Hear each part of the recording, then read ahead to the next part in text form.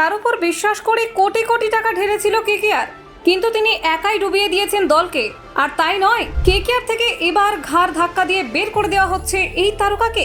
KKR এর সব আশায় তিনি জল ঢেলে দিয়েছেন। প্লে অফ থেকে ইতিমধ্যেই ছিটকে গিয়েছে কেকেআর, তাই আর ক্রিকেটারকে রাখবে না নাইট শিবির। জানেন কে এই ক্রিকেটার? দেখুন, এই বছর মেগা নিলামে একাধিক তারকা ক্রিকেটার রেকর্ড দামে ফ্র্যাঞ্চাইজিগুলিতে জায়গা করে নিয়ে আলোচনায় উঠে এসেছিলেন। তবে তাদের মধ্যে সমর্থকদের হতাশ করেছেন অনেকেই। 27 কোটি টাকা দিয়ে ঋষভ পন্থকে দলে নিয়েছিল লখনৌ সুপার জায়ান্টস, কিন্তু এই তারকা ধারাবাহিকভাবে ব্যাট হাতে ব্যর্থ হওয়ার সঙ্গে সঙ্গে দলকে প্লে অফের জায়গা করে দিতে পারেননি। কলকাতা নাইট রাইডার্সও একাধিক তারকা ক্রিকেটারকে মেগা নিলামের মাধ্যমে দলে জায়গা দিয়েছিল, কিন্তু তাদের মধ্যে অনেকেই দলের হাল ধরতে ব্যর্থ হয়েছেন। তাই এবার নাইট কর্মকর্তারা গুরুত্বপূর্ণ সিদ্ধান্ত নিতে চলেছেন। গত বছর আইপিএলে তৃতীয়বারের মতো চ্যাম্পিয়ন হয়েছিল কলকাতা নাইট রাইডার্স।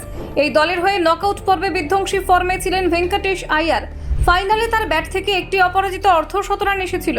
ফলে এই বছর আইপিএলে মেগা নিলামে 23.75 কোটি টাকায় রেকর্ড দামে আইয়ারকে দলে নেয় কলকাতা।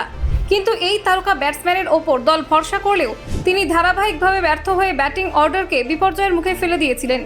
এর ফলে কেকেআর 13 ম্যাচের মধ্যে 6 ম্যাচে হারের সম্মুখীন হয়ে প্লে অফের দৌড় থেকে ছিটকে গিয়েছে। ভেঙ্কটেশ আইয়ার চলতি মরশুমে 11 ম্যাচে মাত্র 142 রান সংগ্রহ করেছেন। ফলে চেন্নাই সুপার কিংসের বিপক্ষে শেষ গুরুত্বপূর্ণ ম্যাচে একাদশের বাইরে ছিলেন এই তারকা। সূত্র অনুযায়ী 2026-এর আইপিএল-এর আগে ভেঙ্কটেশ আইয়ারকে ছেড়ে দিতে চাইছে নাইট বাহিনী। আসন্ন ট্রান্সফার উইন্ডোতে সরাসরি ছেড়ে দেওয়া হবে বা অন্য কোনো ফ্র্যাঞ্চাইজিগুলির সঙ্গে ক্রিকেটারকে লেনদেন করা হবে বলে মনে করা হচ্ছে। গত 3 বছর ধরে কলকাতা নাইট রাইডার্সের প্রধান কোচের দায়িত্ব সামলেছেন চন্দ্রকান্ত পণ্ডিত। তিনি কোচ হিসেবে ঘরোয়া ক্রিকেটে সফল হলেও আইপিএলে সেইভাবে প্রভাব ফেলতে পারেননি। গত বছর মেন্টর গৌতম গম্ভীরের সঙ্গে দলকে ট্রফি এনে দিলেও চন্দ্রকান্ত পণ্ডিতের অবদান নিয়ে বারবার প্রশ্ন উঠেছে। ফলে 2026-এর আইপিএলের জন্য নতুন ভাবি দল গোছাতে চাইছে নাইট কর্মকর্তারা। চন্দ্রকান্ত পণ্ডিতের বদলে একজন দক্ষ ব্যক্তিকে এই পদের জন্য নির্বাচন করা হবে। ইতিমধ্যেই ভারতের প্রাক্তন সহকারী কোচ অভিষেক নায়ারকে নিয়ে চিন্তাভাবনা শুরু করেছে কেকেআর শিবির। তিনি বর্তমানে নাইটদের কোচিং সদস্য হিসেবে গুরুত্বপূর্ণ ভূমিকা পালন করছেন। এছাড়াও ইয়ন মর্গান কলকাতা নাইট রাইডার্সের প্রধান কোচের দায়িত্ব পেতে পারেন বলে অনেক ক্রিকেট বিশেষজ্ঞরা মনে করছেন। কলকাতা নাইট রাইডার্সের 2025 সালের পারফরমেন্স বেশ হতাশাজনক ছিল। তারা আইপিএল 2025 মরশুমে 10টি ম্যাচ খেলে মাত্র 4টিতে জয় পেয়েছে, 5টিতে হেরেছে এবং একটি ম্যাচ বৃষ্টির কারণে পরিত্যক্ত হয়েছে।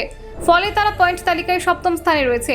অধিনায়ক আজিঙ্কা রাহানে বলেছেন যে তারা ভুল থেকে শিক্ষা নেওয়ার চেষ্টা করছেন এবং ইতিবাচক মানসিকতা বজায় রাখার চেষ্টা করছেন।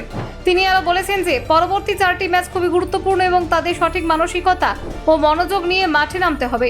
প্রাক্তন অস্ট্রেলীয় অধিনায়ক অ্যারন ফিঞ্চ কেকেআর এর পারফরমেন্স নিয়ে সমালোচনা করেছেন।